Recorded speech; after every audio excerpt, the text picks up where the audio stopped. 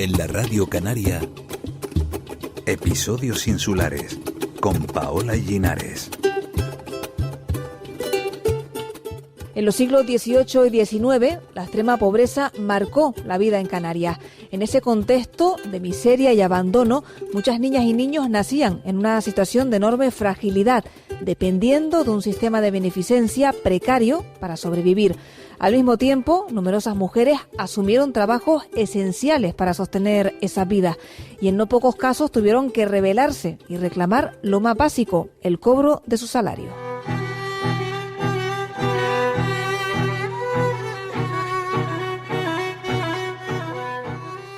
Hoy hablamos de dos realidades paralelas, pero que se entrecruzan, ambas duras y que nos dan una idea de la extrema miseria que se llegó a vivir en Canarias, en la Canarias de los siglos XVIII y XIX. Sara Barrios, bienvenida a Episodios Insulares. Muchas gracias a ustedes por la oportunidad. Sara Barrios es doctoranda en Historia Moderna en la Universidad de La Laguna y profesora de Historia del Derecho. Ha investigado el trabajo de las nodrizas externas durante estos siglos que hemos señalado, XVIII y XIX. Para situarnos, Sara, cuéntanos o háblanos primero de las nodrizas externas. ¿De qué trabajo, de qué tipo de trabajo estamos hablando exactamente cuando hablamos de nodrizas externas? Pues cuando hablamos de estas mujeres, hablamos de mujeres que en su mayoría estaban casadas y residían en ámbitos rurales y también algunas de ellas casadas pero con maridos en América, ¿no? Y lo que hacían era llevarse a su casa a un recién nacido, abandonado principalmente en la casa cuna para amamantarlo y criarlo a cambio de un salario mensual. Uh-huh. A diferencia de las nodrizas internas, estas no vivían dentro de la institución, sino que lo que hacían era integrar al niño en su propio hogar con sus propios hijos. Y este periodo de lactancia pues tenía una duración hasta los 15 meses y después entraban en lo que se llamaba periodo de retorno o destete, que se podía extender hasta los 2 años, por lo que pasaban prácticamente, más de 3 años con estos niños. Y y es verdad que muchas veces se ha valorado como un acto espontáneo de caridad, pero en realidad era un trabajo remunerado, que estaba muy regulado, muy supervisado. Y a partir de esos libros de registros, esos salarios y controles es como hemos podido desarrollar esta investigación, uh-huh, que al final es sobre una profesión femenina, uh-huh, formalmente integrada, ¿no?, en el antiguo régimen. Uh-huh. Y antes de profundizar en este trabajo, vamos a conocer el contexto de aquella época. ¿Qué contexto podemos dibujar en la Canarias de esos siglos XVIII y XIX? ¿Podemos hablar de pobreza extrema? Pues sí, la verdad que Canarias en este momento está en una situación de extrema pobreza. La economía canaria de los siglos XVII hasta el XIX están en una etapa preindustrial, frágil, que depende mucho del exterior. La crisis del comercio del vino a finales del XVII hace que Canarias pierda uno de los principales motores económicos y entonces se apoya fundamentalmente en una agricultura de subsistencia, ¿no?, lo que sería el trabajo agrícola y pequeñas actividades comerciales.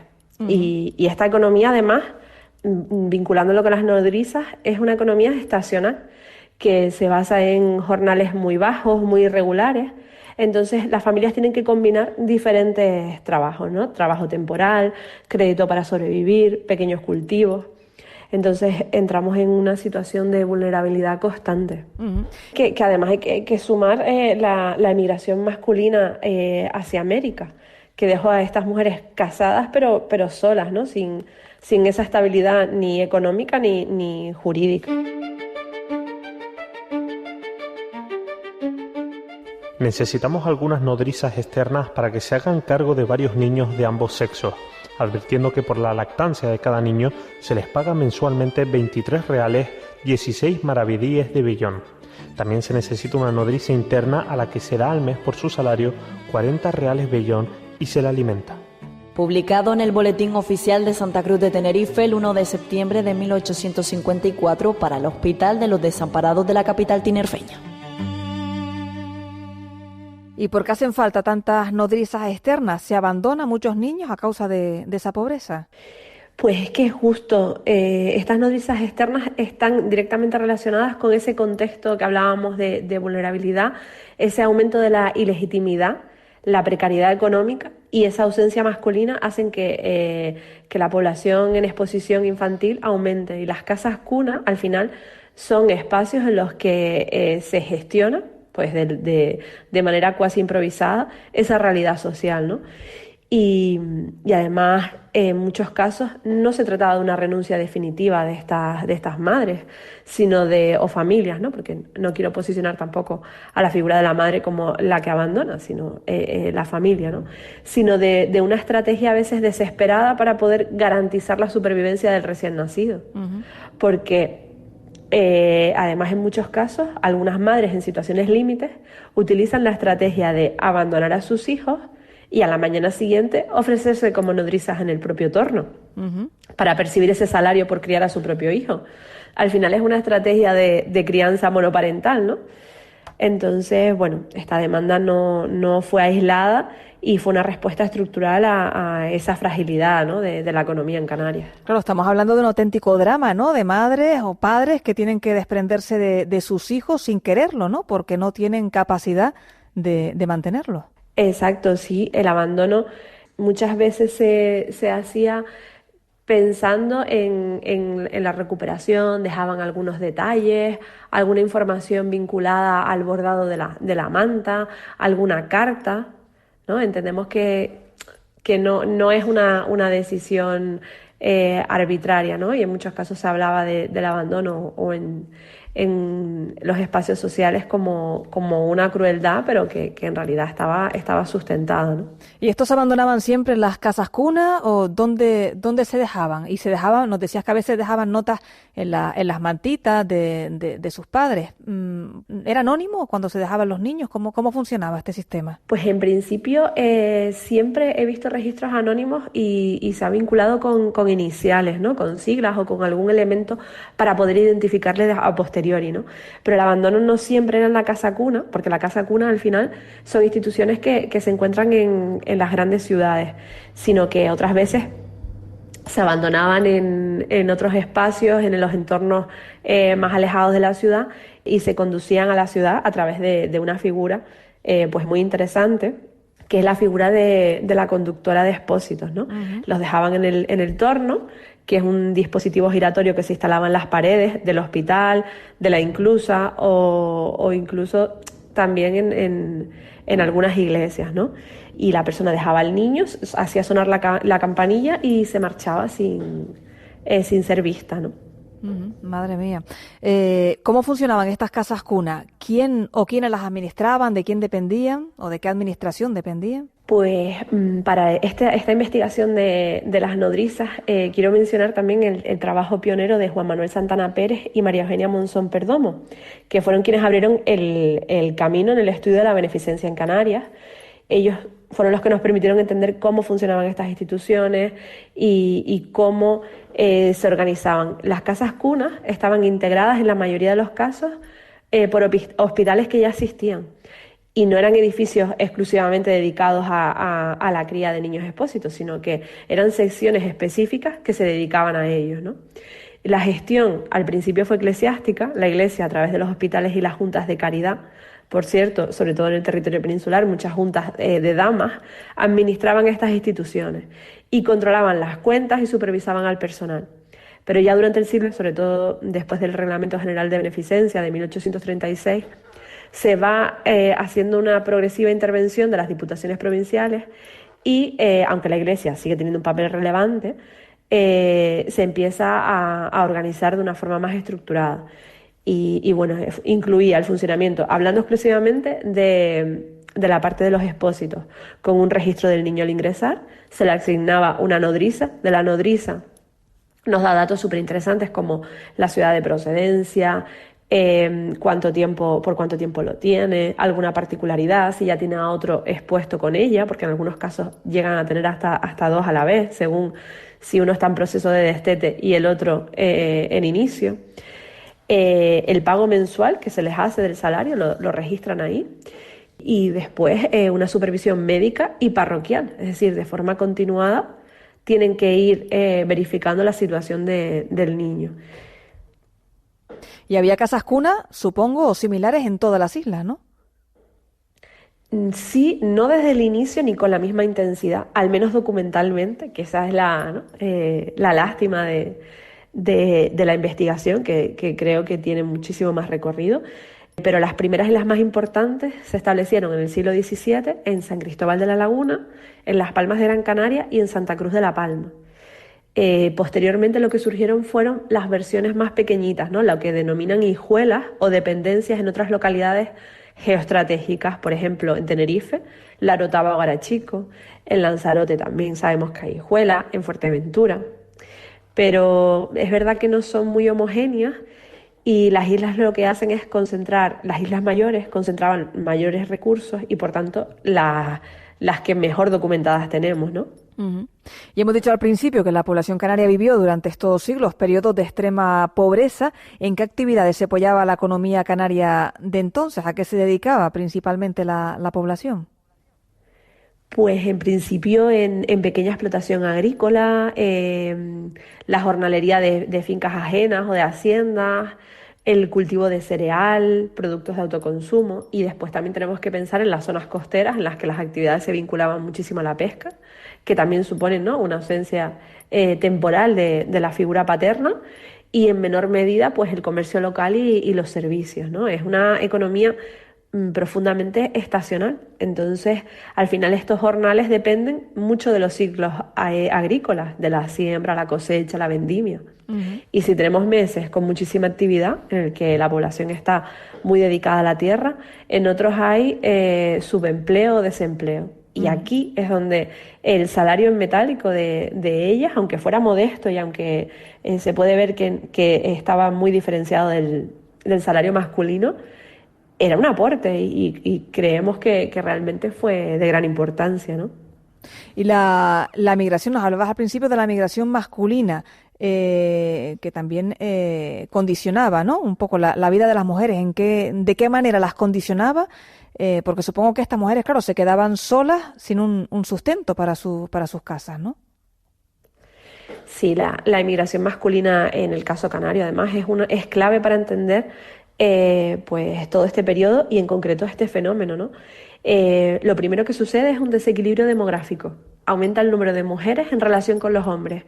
Y en segundo lugar, estas mujeres quedan casadas pero solas.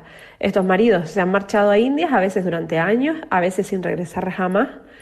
Y desde el punto de vista jurídico, no son viudas, siguen casadas, pero esto tiene consecuencias, ¿no? Por ejemplo, no pueden volver a contraer matrimonio, no tienen plena autonomía legal para vender, por ejemplo, un pedazo de tierra, ¿no?, para sustentarse y sustentar a sus hijos, ¿no? Entonces dependen formalmente de una figura que no está y de remesas económicas que muchas veces no llegan, ¿no?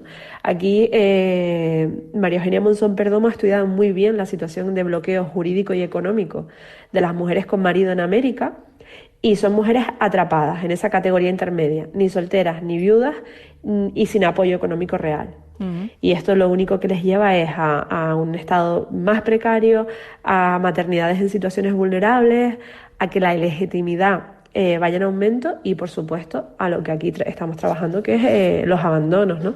Uh-huh. Nos hablabas antes de la procedencia de las nodrizas que las podían ver en la documentación que has estado investigando. ¿De dónde procedían principalmente estas nodrizas? Pues sobre todo del entorno rural. Procedían de entornos rurales, pero muy cercanos a las capitales insulares, ¿no? Entonces, en los registros, por ejemplo, de Gran Canaria y de La Palma, observamos que las nodrizas se concentran en estos municipios muy próximos y en Tenerife alrededor de La Laguna y de Santa Cruz, ¿no?, que serían como los dos núcleos. Y esto tiene una explicación súper práctica. Las nodrizas tenían que desplazarse periódicamente para cobrar el salario, para mostrar el estado del niño, el estado de salud, ¿no?, ese reconocimiento médico que les comentaba antes. Y en un territorio insular con una geografía, bueno, pues compleja y con comunicaciones limitadas, la distancia al final es un factor determinante. Y nos hablabas al principio, distinguías entre nodrizas externas e internas, que ya nos explicaste cuál era la diferencia.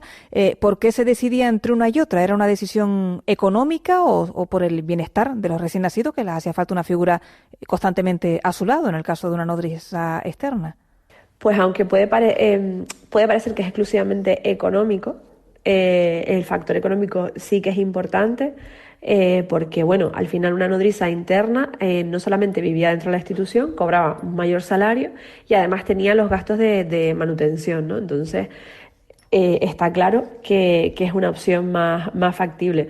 Pero luego estratégicamente, para poder lograr tener mujeres, ¿no?, que pudieran ejercer de amas de cría, ¿no?, de nodrizas, necesitamos que también estén a su vez criando a esos hijos que tienen y que sea compatible con sus otras actividades laborales, en este caso muchas veces vinculadas con el mundo agrícola. Entonces, si se les hubiese solicitado la exclusividad dentro de la casa cuna, probablemente no sería posible que estuvieran dedicadas, ¿no?, a la lactancia. Uh-huh. Así que es uno de los motivos, ¿no? Uh-huh. Y siguiendo con esta miseria y esta pobreza, ¿no? Nos hablabas al principio de esa argucia que usaron algunas madres para poder alimentar a sus hijos y que da una muestra más de esa extrema precariedad, ¿no? De abandonar a sus hijos para luego ofrecerse como amas de cría de estos niños como si no fueran hijos suyos. Se dieron cuenta de esto y trataron de perseguirlo, ¿no? Sí, bueno, se pautó en cierto momento que en 1818 se dictó una real orden precisamente para evitarlo, porque desde el punto de vista más oficial sí es verdad que se entiende que esto es un fraude moral, ¿no? Pero por otro lado, desde el punto de vista social, lo que vemos es que son mujeres sin recursos, que lo que necesitan es convertir la maternidad en una actividad remunerada para salir adelante, ¿no? Y al final es una economía en la que no existe ningún tipo de subsidio, de ayuda pública ni de protección social. Entonces, al final es la única vía de ingreso. Yo creo que este ejemplo es un indicador claro de hasta dónde la pobreza condicionaba estas estrategias familiares, ¿no? Después de una larga y reflexiva discusión, se acordó que, habiendo en otro tiempo el salario sido de 10 reales de plata mensuales, quede este en el día reducido a los mismos en atención a que el haber subido consistió en la alta que tuvieron en esta isla los comestibles en años pasados, los que habiendo vuelto a bajar considerablemente parece muy justa y arreglada la supradicha rebaja. Acta de la Junta de la Caridad, 19 de junio de 1828, archivo del Cabildo de Gran Canaria. Y desde el punto de vista económico nos habla de que las mujeres que vivían solas porque tenían maridos emigrados o por lo que fuera y que tenían que evidentemente que alimentarse, que subsistir, o mujeres que buscaban complementar el salario de sus maridos para sus familias. ¿Cuánto cobraban estas nodrizas? ¿Estaban relativamente bien pagadas? ¿Cómo se pagaba este trabajo? Bueno, aquí para poca sorpresa no estaban muy bien pagadas, pero es verdad que los salarios varían mucho según la isla y el momento, ¿no? Pero en términos generales eran súper bajos. En Gran Canaria, al final del siglo XVIII, lo que se documenta son salarios en torno a 8, 9 reales de vellón al mes. Y en las primeras décadas del XIX, 18, 19 reales. Claro, en Santa Cruz es verdad que es un poquito más, 22 reales para el siglo XIX, y si lo comparamos con los salarios masculinos que rondaban los 25 o 27 reales, en algunos contextos peninsulares hacia el 1800, vemos que eran bastante inferiores. No era un salario elevado. Ahora bien, en el contexto canario rural, este ingreso tenía una importancia enorme, ¿no? Porque ese dinero, además de ser en metálico, que esto parece muy habitual hoy en día, pero que no era tan habitual, es pagado mensualmente. Aunque bueno, sabemos que en algunos casos hubo complicaciones de cobro, ¿no? Pero sí. Uh-huh. Hablemos de esas complicaciones de cobro, de esos impagos que sufrieron las nodrizas, que no fueron pocos, y que les llevó a protagonizar una especie de rebelión, ¿no? ¿Cuándo comenzaron esos impagos y se sufrieron en todas las islas? Pues los problemas de impago aparecen súper pronto, porque tenemos que pensar que la gestión, además, primero con la Iglesia y que después, fue cambiando de manos. Ya en 1767 encontramos en La Laguna nodrizas que devuelven a los niños a la cuna porque no se les había pagado sus salarios. Entonces, en algunos momentos estos atrasos alcanzaban varios meses, incluso hasta 9 meses. Tenemos documentados en Gran Canaria ya para el siglo XIX. Y el problema ya fue muy recurrente durante todo el siglo XVIII y XIX, afectando en La Palma, Gran Canaria y Tenerife, ¿no? Entonces, estas instituciones de beneficencia que estaban muy mal financiadas, dependían mucho de rentas, limosnas, tributos, y como también su financiación era irregular, cuando no llegaban, ¿a quién perjudicaba primero? Pues a las nodrizas. Y esto generó conflictos colectivos muy interesantes, organizados además, y algunas de ellas muy contundentes, como la revuelta de 1816 en Gran Canaria. Entonces, bueno, estas protestas al final no eran una queja aislada, era una acción coordinada, un ultimátum realmente, ¿no? Y además es súper interesante porque participan los maridos en la mayoría de los casos, porque hay que entender que a nivel jurídico necesitan de la figura del marido como persona que reclame este salario, ¿no? Y bueno, podríamos decir que es la primera evidencia que tenemos en Canarias ¿no? De revuelta en este sentido, de protesta femenina. ¿Y qué ocurrió en esa revuelta de la que nos hablas en Gran Canaria en 1816? Bueno, pues este tema llegó a tal punto que trascendió el ámbito insular y fue comunicado a instancias superiores, ¿no?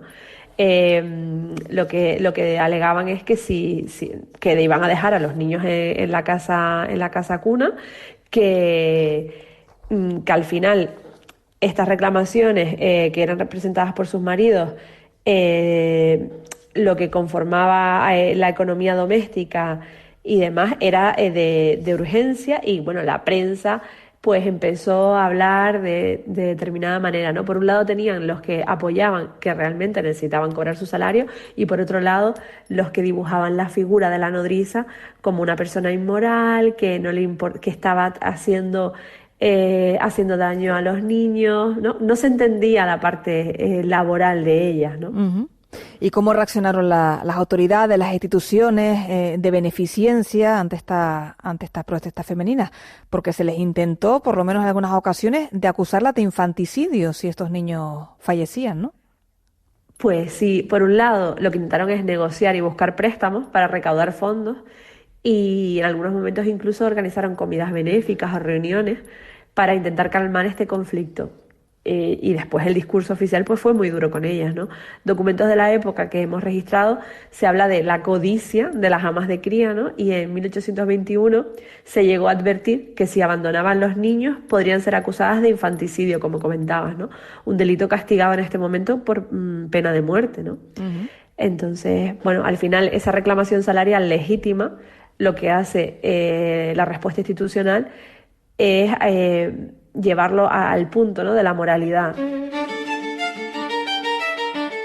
En 8 meses de vacío de administrador entre Amaro González de la Mesa y André González Cabrera, perecieron de necesidad más de 70 criaturas por falta de amas que las criasen a causa de no estar al corriente de sus salarios. Archivo Histórico Diocesano de Tenerife sin fecha.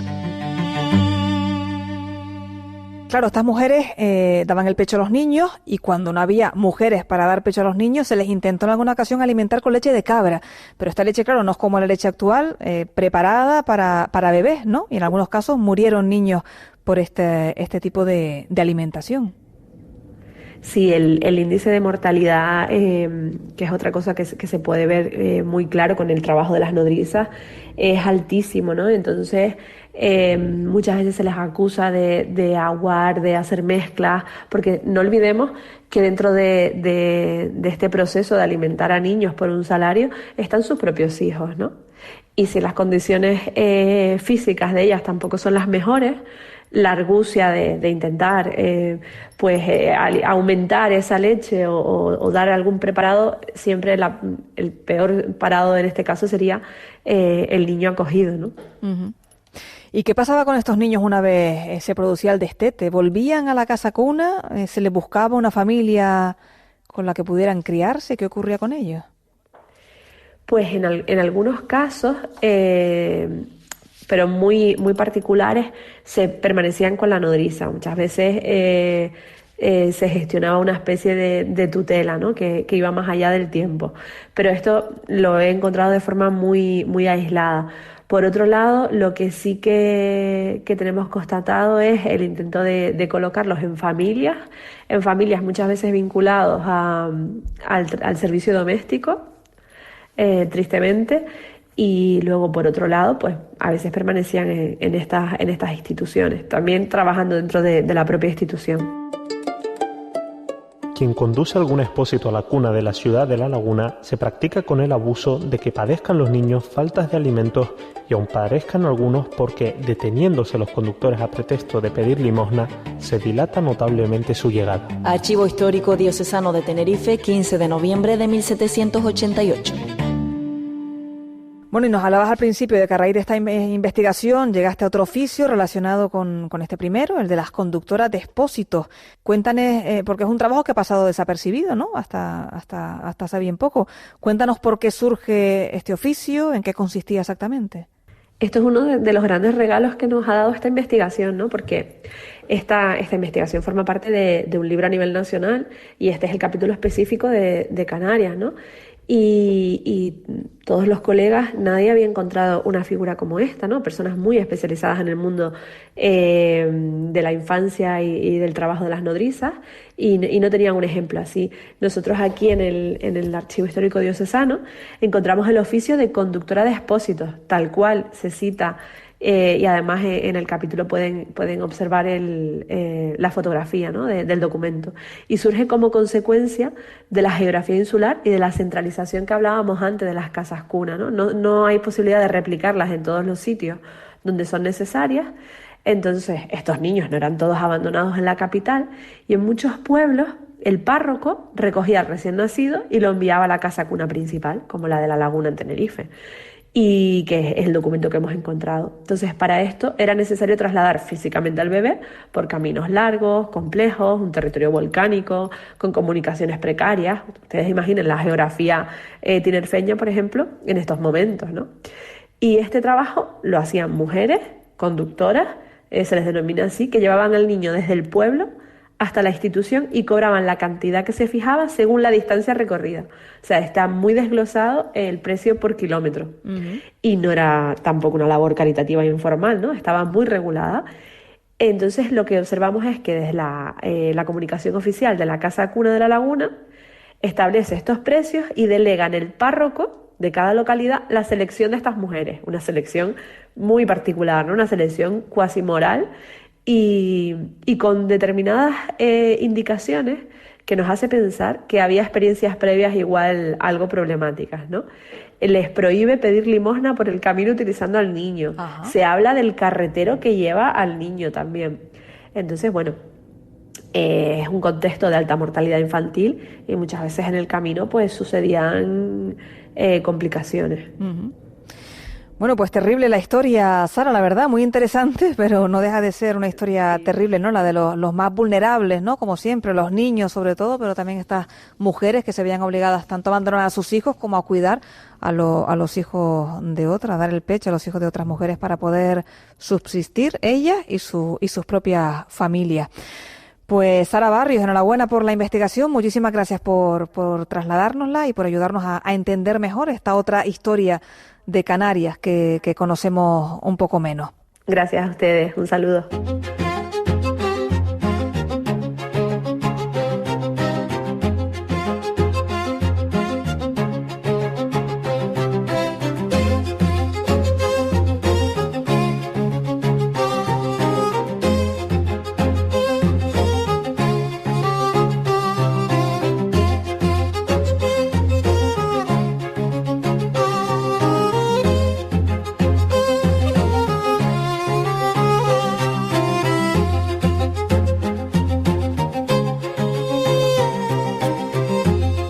Manuel Navas y Cintia Quintana han puesto voz a los textos históricos y Fernando Domínguez ha encargado de la edición técnica del programa.